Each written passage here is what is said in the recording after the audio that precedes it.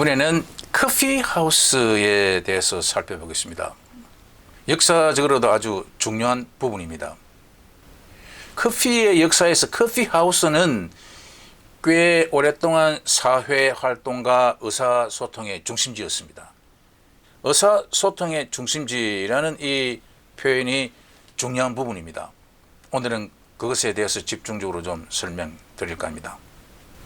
사회의 근간을 흔드는 혁명의 중심지가 됩니다. 프랑스 혁명의 근거지가 되고, 영국이 세계를 제패해 나가는데 큰 원동력이 되고, 미국이 독립을 하는데 큰 원동력이 됐던 곳이 바로 커피하우스입니다.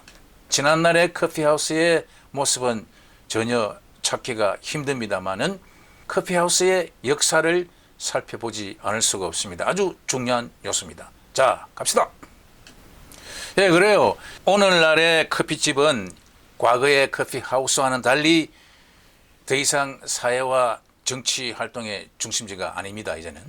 그래서 어떤 철학자는 오늘날의 커피점이 상호작용의 장소라기보다는 공동의 고립의 장소가 되었다라고 말하기도 합니다. 공동의 고립의 장소. 그러나 이 시점에서 커피하우스의 역사에 대해서 이야기하지 않을 수가 없습니다. 물리적인 공간에서의 커피하우스와 제 생각에는 페이스북이나 지금 제가 강의를 하고 있는 유튜브 등의 활동과 무관하지 않습니다. 제가 보기에는 똑같습니다. 이러한 제3의 장소, the third place가 있었기에 우리는 생각을 나눌 수가 있습니다. 좀 더 유식하기는 이는 공론장이 필요했던 것입니다. 우리 인간의 본성입니다. 내가 알고 있는 것, 알리고 싶은 것, 좋은 소식, 굿뉴스를 퍼뜨리기를 좋아합니다.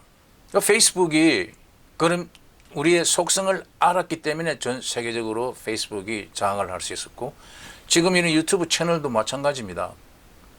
그런 우리 인간의 본성을 잘 알기 때문에 거기에 맞는 플랫폼을 만든 것입니다. 남자가 더 수다를 잘 떨까요? 여자가 더 잘 떨까요? 그럼 뭐 나라에 따라 사람에 따라 물론 다르겠습니다만은 영국의 경우를 보면은 이 남자들이 일터 마치고 나면 바로 집으로는 안 가고 꼭 제3의 장소 커피하우스에 모여서 온갖 정치적인 토론도 하고 다양한 사회 활동이 그곳에서 일어납니다. 우편물도 거기서 교환을 하고 뉴스도 거기서 교환을 하고, 커피하우스에 모이면은 어떤 꼬마가 딸랑딸랑하고 지나가면은 뉴스를 거기서 그 판에 적힌 뉴스를 보는 장소가 커피하우스고, 모든 생활의 중심지가 커피하우스였습니다. 그래서 찰스 2세든가 그때에 여인네들이 항의를 해가지고 커피하우스를 없애라. 심지어는 이 커피하우스 때문에 부부 생활도 안 된다라고 항의하는 분들도 많았다고 합니다. 그만큼 커피하우스가 그 당시에 남자들의 수다, 제가 수다라고 표현했습니다만 수다라기보다는 모든 사회활동, 정치활동의 중심지가 커피하우스였습니다. 그러니까 그 당시 정치하시는 분들은 상당히 그 장소를 무서워할 수밖에 없을 겁니다. 지금도 마찬가지입니다. 정치하시는 분들 페이스북이나 이런 SNS 공간에 떠도는 말들에 많은 신경을 써야 되니까요. 자, 역사를 한번 들어가 보겠습니다. 처음에 커피는 이슬람 수도성들이 졸지 않고 기도하기 위해서 사용됐던 것입니다. 그랬던 것이 어느덧 슬금슬금 사람들의 일상생활 속으로 들어왔습니다. 사람들의 삶 속에 녹아들면서 자연스럽게 커피하우스들이 만들어지기 시작했습니다. 그리고 커피하우스는 점점 사람들이 모여서 토론하고 행동하는 공동체 중심지로 발전했습니다. 그리고 이렇게 커피하우스가 공론의 장을 제공하자 자연스럽게 정치, 경제 문제에 대해서 토론을 하는 통치자에게는 아주 무서운 장소로 변했습니다. 당연히 통치자에 대한 비판이 일어날 수밖에 없는 토론이었으니까요. 전혀 그렇지 않을 곳으로 생각됩니다만은 1554년에 오스만 투르크가 지배하던 시절에 콘스탄티노플에서 처음으로 생겨났습니다. 여기에서는 1550년대가 흐르는 동안 반정부 선동을 두려워한 콘스탄티노플, 오늘날 이스탄불입니다. 의 수상에서 폐업이 되기도 했다고 합니다. 그만큼 무서운 공간이었습니다. 그들에게는. 그리고 1650년경에는 유럽 최초의 카페가 영국의 옥스퍼드에서 열립니다. 그리고 그 이후에 이 커피하우스는 1714년 절정을 이루어 8,000개가 생겼다고 합니다. 그 사이에 그 커피하우스는 사설 신문사, 사설 우체국, 주식 거래소 등 다양한 대화 기구가 생긴 것입니다. 뉴스의 교환은 말할 것도 없고, 그리고 영국은 이 커피하우스에서 모여진 정보를 통해 이 정보를 잘 분석을 해가지고 세계 최강의 국가로 거듭나는데 큰 역할을 한 것이 커피하우스입니다. 그리고 이 커피하우스는 1페니 대학이라고 불리면서 남성들이 정보를 얻고 모든 지식을 배우는 장소가 된 것입니다. 1페니를 써서 학자가 될 수 있는 위대한 곳이 어디 있겠습니까? Invisible College라는 표현을 사용하기를 좋아합니다. 눈에 보이지 않는 대학. 지금 저도 그 줌 미팅이라든지 사실 꼭 학교에 가지 않더라도 제 나름대로의 다양한 그룹들과의 미팅이 일어납니다. Invisible College입니다. 그랬던 것이 그 당시에는 1페니 대학이 있었던 것이 굉장히 유효했던 것 같습니다. 그래서 1675년 말 그 찰스의 2세는 영국의 커피하우스가 이 왕실을 전복을 꾸미는 음모를 꾸미는 곳이라고 생각해가지고 금지 포고령을 내렸다가 일주일 만에 철회하기도 했다고 합니다. 이처럼 초창기에 커피하우스는 오늘과는 달리 함께 대화하고 즐기고 사업을 하는 장소이자 불경한 사상을 고무하는 장소이기도 했습니다. 그리고 1789년 7월 14일 파리의 카페 드포에서는 가자 바스티유라는 외침과 함께 프랑스 혁명에 대해 서막에 오르게 한 장소입니다. 또 미국 독립혁명의 시발점이 된 보스턴 차 사건은 그린 드래곤 인, 태븐 앤 커피하우스에서 모의되었습니다.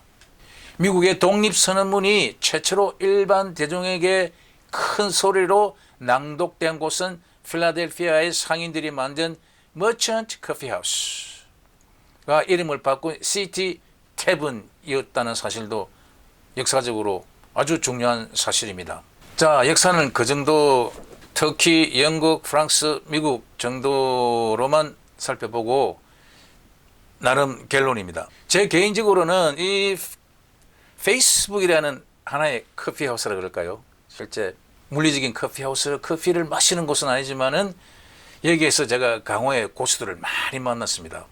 오래됐습니다. 건 10년 됐습니다만은 한양대학교 윤영민 교수님을 중심으로 하나의 그룹이 만들어져서 많은 강호의 고수들이 그 공론장에 모였습니다.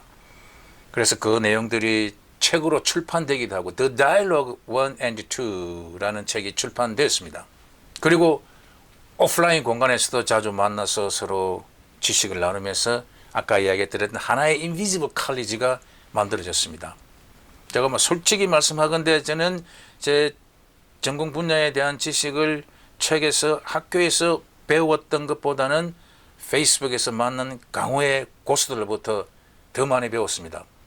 모르겠습니다. 제가 이렇게 감히 이 나이에 유튜브가 되어가지고 이렇게 카메라 앞에서 당당하게 말을 하게 되는 약간의 자신감을 갖게 된 것도 그러한 공론장, 제3의 장소, 페이스북 같은 공간에서 배웠던 것이 원동력이 되었던 것은 사실이라고 저는 생각합니다.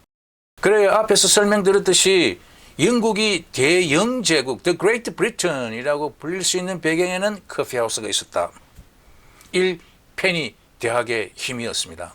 이 지식은 흘러야 됩니다. 쌓이면 안 돼. 흘러야 돼. 인간 본성 중에 하나는 좋은 지식, 좋은 소식은 자기 혼자 알고 있는 것보다는 퍼뜨리기를 좋아합니다.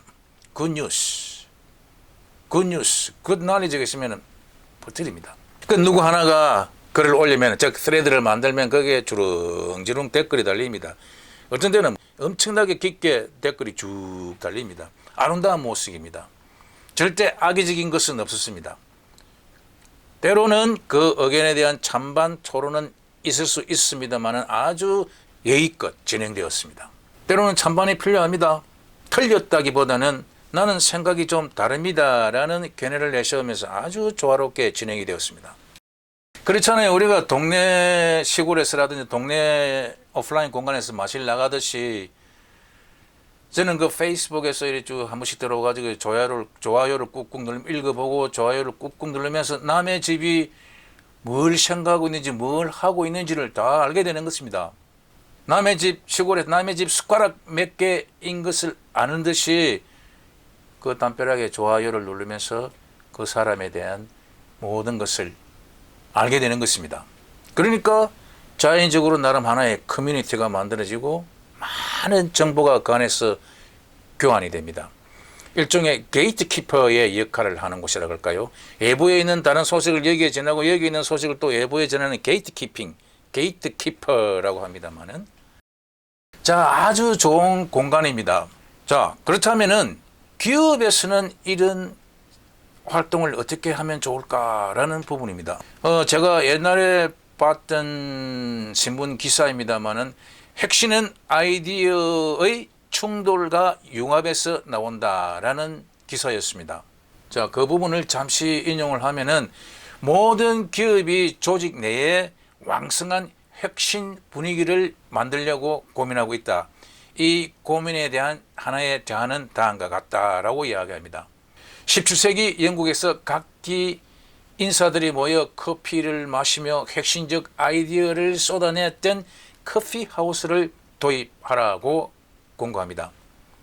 아이디어를 회의실이나 연구개발실에 격리시키지 말고 조직 전체에 흐르게 해야 된다. 제가 말씀드린 흐르게 해야 된다.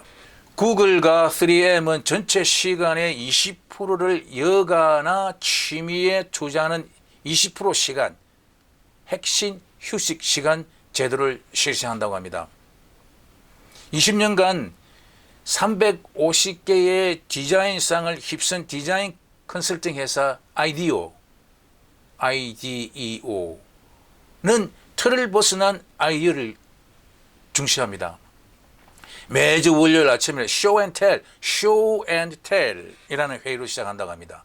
주말에 한 경험을 갖고 아이디어를 나누며 이를 연결하는 것입니다.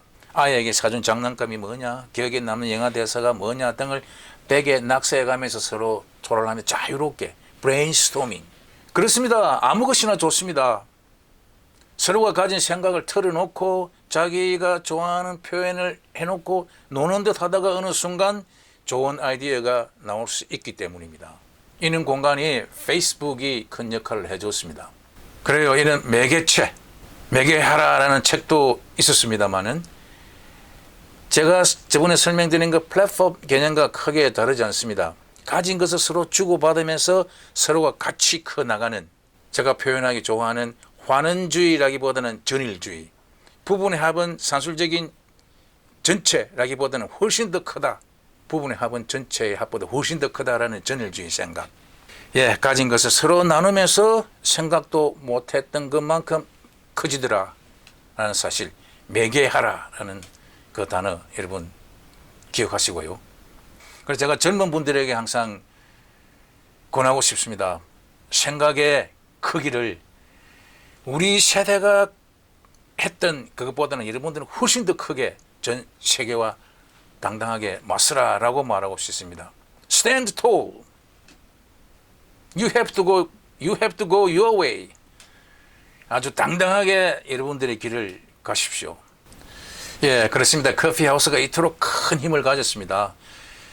오늘 오프라인 공간에서는 그 풍경은 사라졌지만은 이곳 온라인 공간에서라도 그는 선한 영향력을 서로 주고받는 아주 좋은 공간으로 계속 펼쳐졌으면 합니다. 자, 오늘 이렇게 간단히 제가 커피하우스에 대한 역사 및 제 나름대로의 결론, 그리고 젊은이들에게 대한 제안을 드렸습니다. 감사합니다.